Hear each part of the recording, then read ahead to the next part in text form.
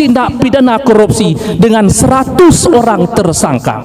Bahkan Ketua Sementara KPK Nawawi Pamulango mengatakan bahwa umumnya pelaku tindak pidana korupsi masih merupakan penyakit mental dalam pelayanan publik di negeri ini. Betul hadirin? Surah Al-Anfal ayat 27. A'udzu billahi minasy syaithanir rajim. Bismillahirrahmanirrahim.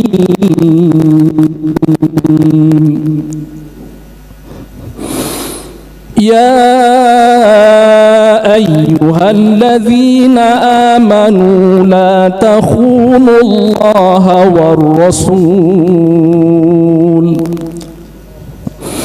لا تخونوا الله والرسول وتخونوا أماناتكم وأنتم تعلمون. Aku berlindung kepada Allah dari godaan setan yang terkutuk dengan menyebut nama Allah yang Maha Pengasih, Maha Penyayang. Wahai orang-orang yang beriman, janganlah kamu khianati Allah dan Rasul-Nya, dan jangan pula kamu khianati amanah-amanah yang telah diberikan kepadamu, padahal kamu mengetahui.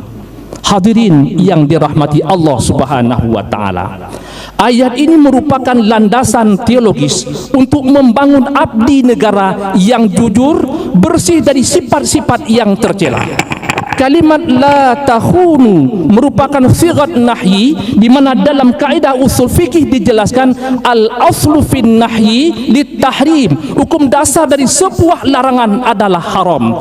Dengan demikian sidang jamaah, haram hukumnya bagi kita, aparatur sipil negara dan semua kita mengkhianati amanah-amanah yang telah dibebankan kepada kita. Imam Ali As-Sabuni dalam Safatut Tafasir jilid pertama halaman 501 menjelaskan bahwa amanah adalah segala pekerjaan yang dibebankan oleh Allah Subhanahu wa taala kepada hambanya. Dalam perspektif teologis, amanah merupakan sebuah fitrah dan semua kita mengemban amanah, dan amanah itu harus dikerjakan dengan penuh tanggung jawab, sebab amanah itu akan diminta pertanggungjawabannya di hadapan Allah Subhanahu wa taala. Inilah esensi sabda Rasulullah sallallahu alaihi wasallam yang diriwayatkan oleh Bukhari dan Muslim, kullukum ra'in wa kullukum mas'ulun ar-ra'iyati. Setiap kamu adalah pemimpin, pemegang amanah, dan setiap kamu akan diminta pertanggungjawabannya. Namun sayang hadirin, kita merasa prihatin. Sebagai bangsa yang beragama, justru ketidakjujuran semakin merajalela. Pelayanan publik jauh dari harapan, sementara korupsi, kolusi dan nepotisme seakan menjadi budaya di negeri ini. Bagaimana mungkin kita bisa memberikan pelayanan yang terbaik kepada publik, sementara kita sendiri sebagai abdi negara belum mampu memberikan contoh akhlak yang terbaik dalam pelayanan kepada publik.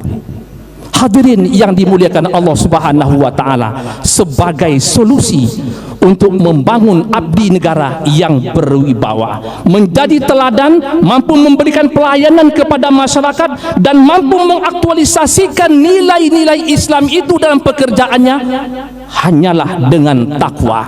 Hal ini sebagaimana yang tersirat dan tersurat dalam firman Allah Quran surah Al-Anfal ayat 29. Ya ayyuhalladzina amanu in tattaqullaha yaj'al lakum furqana in tattaqullaha yaj'al lakum furqanan wa yukaffir 'ankum sayyi'atikum wa yaghfir lakum wallahu dzul fadlil 'azim. Shadaqallahul 'azim. Wahai orang-orang yang beriman, jika engkau bertakwa kepada Allah, Allah memberikan furqan kepadamu yang membedakan antara hak dan yang batil. Allah mengampuni dosa-dosamu dan memaafkan kesalahanmu, dan karunia Allah sangatlah besar. Maha benar Allah yang maha agung dengan segala firman-Nya. Dewan Hakim yang arif dan bijaksana, kaum muslimin dan muslimat sebangsa setanah air yang dimuliakan Allah. Syekh Jalaluddin Al-Mahalli dan Syekh Jalaluddin As-Suyuti dalam tafsir Jalalain jilid kedua halaman 30 mengatakan, Al-Furqan huwa nurul ladzi yufarriqu bihi bainal haqqi wal batil. Al-Furqan adalah cahaya yang membedakan antara hak dan yang batil. Oleh karena itu, ayat ini memberikan isyarat kepada kita bahwasanya takwa merupakan solusi untuk membangun abdi negara yang bertanggung jawab dan amanah dalam tugasnya. Jika seorang abdi negara itu sidang jamaah bertakwa kepada Allah Subhanahu wa taala, mampu menjadi teladan sehingga dia mampu menjalankan perintah Allah dan menjauhi seluruh larangan Allah, maka Allah akan memberikan furqan kepadanya sehingga dia mampu membedakan antara hak dan yang batil, mampu membedakan antara halal dan haram, mampu memberikan pelayanan sesuai standar, bukan memberikan pelayanan sesuai yang bayar. Setuju hadirin? Keren, setuju. Namun hadirin, untuk melakukan itu semua tidak semudah membalik telapak tangan, tetapi ada beberapa tahapan yang perlu kita lakukan. Yang pertama, proses seleksi abdi negara harus dilakukan secara transparan. Proses seleksinya tidak ada lagi yang namanya kolusi dan nepotisme, apalagi yang disebut dengan ordal atau kekuatan orang dalam. Yang kedua, abdi negara itu harus dibina secara terus-menerus. Yang paling penting adalah bagaimana mental spiritualnya betul-betul digembeng dengan secara terus-menerus dan kontinu. Dan yang ketiga, sidang jamaah memberikan pengawasan yang begitu ketat kepada para ASN. Jika ASN tersebut memberikan sebuah pelanggaran, diberikan hukuman dan sanksi. Dan jika ASN tersebut atau abdi negara tersebut amanah, maka jangan segan-segan untuk memberikan reward kepada mereka.